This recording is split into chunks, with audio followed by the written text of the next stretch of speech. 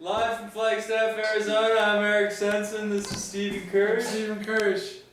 And we're quarantined. Oh, hey Bob. Hey. Oh, you missed, just missed Oh, just went inside. He was at the window there, that one. Yeah. Did you see the window with the light on?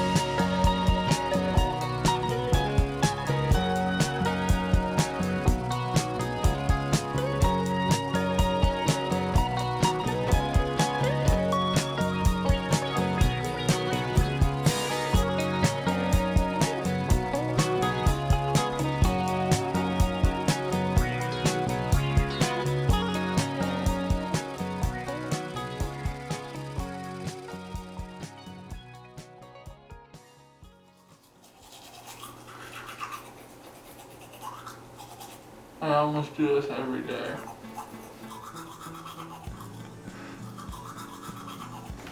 I've been trying to be more meditative, I guess, during this strange time. So I usually I try to start the morning with a little bit of maybe a breathing exercise. I recently found a very good podcast that I listened to by District Vision. It's called The Mindful Athlete. We're all just learning to have some fun out here.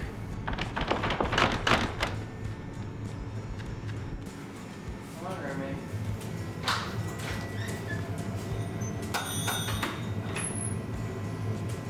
I watched the dog pee. Gotta make sure, you know?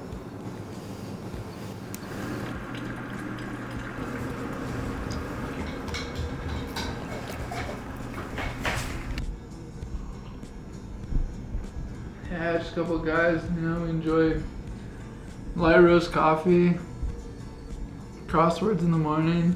What else do we like, Eric? Currently there is a global virus going around. It's a pandemic, they're calling it. The coronavirus. Depending on where you live, but in the US, what do they say now? 3 out of 5 people have been directed to stay at home. We're here in Flagstaff, Arizona. The governor of Arizona, Governor Ducey, issued a stay-at-home order as of 5 p.m. on March 31st, which was yesterday. So we're supposed to be at home.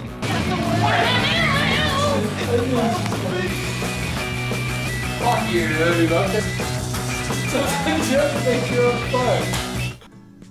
Yeah, it's been a strange time. I mean, like you asked, selfishly, especially for athletes, I mean, event after event are getting canceled. It's an interesting you got to kind of wrap your mind around, why are you training? What are you training for? I guess that's kind of the biggest question mark, because even races, I had a race in May get canceled, my race in June got canceled. I'm assuming my race in August will be canceled.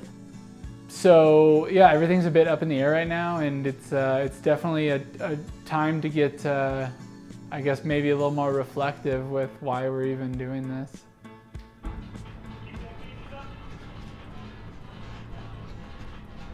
There we go. Now I'm putting out the watts.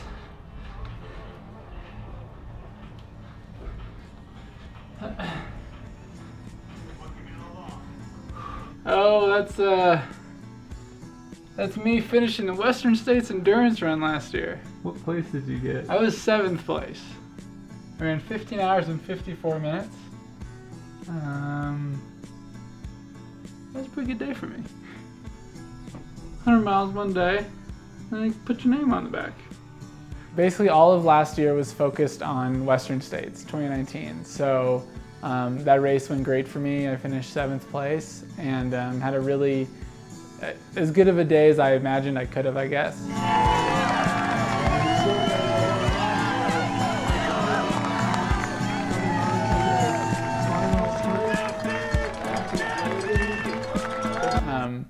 But immediately afterwards, I was definitely in the hurt locker quite a bit. I didn't feel like my body was right for probably about 6 weeks. But then I remember actually the beginning of August starting to feel good again. I actually raced. I did okay, and then I was building up towards JFK 50 miler and did like a 3-hour run on a Sunday, and then I woke up Monday morning. Actually, I got woken up by the pain in the middle of the night. I woke up with my foot just like throbbing, which is a pain I'm kind of familiar with because I've broken my foot before. So I figured I just had a stress fracture, which didn't really make a ton of sense because I hadn't been running enough to enough to me to think that I even deserved a stress fracture. Went to see my chiropractor. We did some tests and he was like, yeah, I just don't think this is bone related. So I went to my primary care physician who thought I had gout. It didn't really, again, another diagnosis that didn't make a ton of sense, but nothing made sense. I had this huge swollen, red, pissed off foot with no structural damage in the bones, but it was clearly something was wrong. So yeah, I started taking some like gout medicine, and I remember it was like Wednesday night, so this happened on a Sunday, and Wednesday night, I've never been in so much pain in my life. Then it started to spread, so then I started getting inflammation in my knee, in my shoulder, my elbow, my neck. I couldn't move my head. So it was at this point on Friday, I think of that week, that I went ahead and I checked myself into the emergency room. That kind of kicked off a couple months of just, I don't even know, confusion, pain. I didn't know what doctors to see, so I had to go to Albuquerque actually to see a rheumatologist because I couldn't get in to see one in Flagstaff until like October at this point, and it's just the beginning of September, and that seemed there was no way I could manage what was happening. Okay, so this is a gout medication. This is called colchicine, okay? And this is what they first prescribed me. It's for gout. And they didn't have gout. No, I didn't have gout. I took this in vain for a while. Didn't do anything. Prednisone and naproxen. So prednisone is an anti-steroid, is a steroid. And it did seem to definitely do some shit. Naproxen's just a painkiller. This had some awful side effects. Acne being one of them. They did some blood tests and they found that I didn't have gout, but no one really knew what I had, but the idea floating around was that I had a form of reactive arthritis. So basically I got some sort of infection in my body and it flipped a switch, and my body basically started attacking itself. Yeah, it sucked. I mean, it was super weird. I don't know. It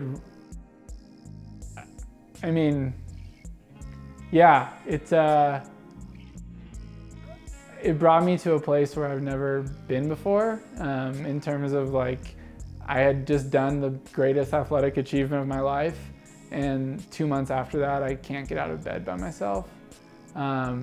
So it was really weird. Meloxicam, so that's a painkiller. I was supposed to stop taking it at some point, but I couldn't. Not because I was addicted. I don't take it anymore. I couldn't go through the day without having some sort of, it's just like a heavy Advil. It's fine. So those are all the pills, and now we take Humira now, and they gave me this fun little Sharps container. Can't really see in there, but the Humira is just like a injectable pen that I do in my belly once every 2 weeks. So we're getting down to, well, no, I'll do this for the rest of my life, but I was gonna say almost never, but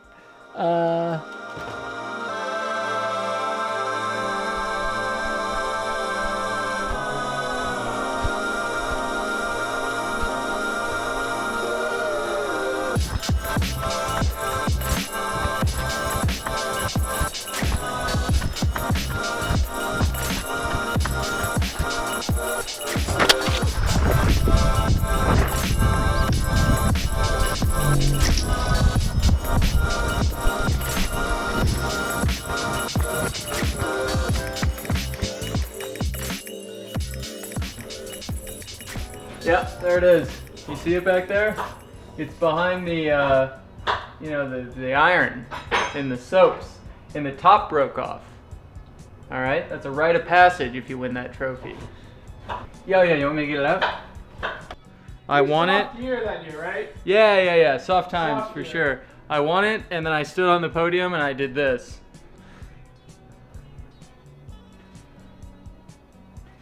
Well, before I answer that question, if you're watching this, don't touch your face. I raced in the last, what? I just touched my face. Shit.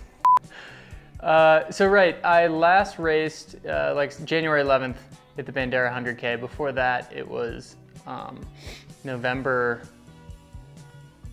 18th, which was the North Face 50 mile, which is typically a very competitive year-end race. Use your shirt. So let's see, North Face back in November, I finished 29th. Did we figure out? I never looked. Hey, Jay. Hey, bro. Thanks, buddy. Yeah, of course. You guys are great. You're great. Listen, this is what a terrible race looks like. So that's not where you want to finish if you're, competing. Even though it was not a great result, kind of momentum builder, because I did get some decent training in, had a long run, 8 hours almost, 50 miles. So I was hoping to work off that and move towards the next goal, which was to get into Western States. And there's 5 races that you can gain automatic entry into Western States through. And the first was the Bandera 100K, which was January 11th. So I actually decided, I think the Monday before the race, maybe 6 days before, like January 5th, to race there. It was 11th, I think, but yeah, just not a good race. I feel like if you're to be disappointed in a race result is to not accomplish on the day what you think you should have. And unfortunately, if I had been honest with myself ahead of the race, I don't think I could have asked to do a whole lot better than I did that day. In running, especially ultra running, it often just comes down to how much did you run. So it really just becomes a question of what are you doing in your life to prioritize running? I think after Bandera, 2 consecutive races where things didn't go well, I was more just maybe annoyed with myself. Like, why didn't you make more time to run? You know the equation. Like, you've been doing this for years. You know what it takes. So yeah, I think right now it's really cool to kind of go back to just going out to run. And I think that will translate. Hopefully that does translate. Up and down here to Midgley Bridge. And then I'm gonna continue to Brins Mesa for the second pass, and then Sterling Pass for the third pass. And we'll be about done.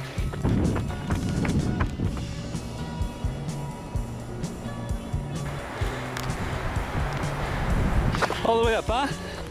2 miles. We're up here on Blue Dot. It's a pretty nice trail. It's very steep. Let's take a step back. I'm running for Flagstaff City Council, Senseman 2020, all right? In order to run for office, you may or may not know, you have to, at least in the great city of Flagstaff, collect a certain number of signatures to get on the ballot. So I had to collect a ton of signatures to get on the ballot, which I did. Fortunately, I was able to do. But before I got started getting signatures, I thought, hey, if you're gonna run for city council, you should know the city extremely well. So I borrowed a project from Ricky Gates, which is called Every Single Street. Ricky, it's Eric. Eric, what's happening? Not much, man. How you doing? I'm doing great. And so I ran every single street in Flagstaff starting January 30th and finishing February 17th. It was 422 miles. Basically, I did about 150 miles a week for 3 weeks. Following Bandera 100K and that not going well, knowing that I needed to really put in a lot more time running, it was a nice excuse to do several things at once. Get to know Flagstaff, help my campaign out, get fitter. But anyways, Here's the real story. I haven't won a race since August 2018. Sweets and Beats, a Stephen classic. That's right, that was him. He was the physical fitness president. You just cut up some sweet potatoes, cut up some beets. You got Sweets and Beats. I think it's been that way for 20 years. They don't adjust for inflation, but that's all right. You can do anything with that. You make a grain bowl, you put that on a salad. You can just have it as a nice little snack. There's nothing essential about, racing or racing professionally or anything like that. So maybe that's a good reminder to say like, hey, you're in a very fortunate position, a very privileged position. I probably took a lot of things for granted, but especially the ability to just leave the house and go run and not really think about anything for a while. And I'm thinking that these things are going to collide where we're allowed to race again and Steve is finally fit. And it might just be a perfect little explosion there.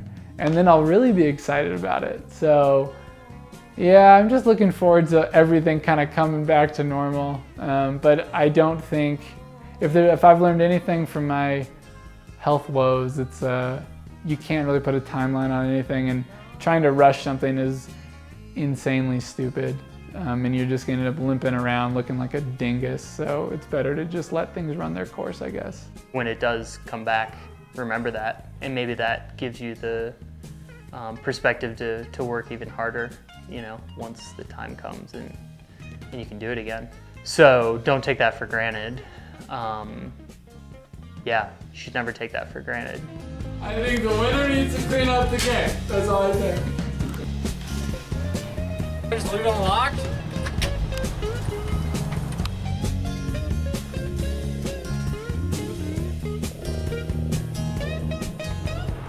We're all like 30 years old, making home movies.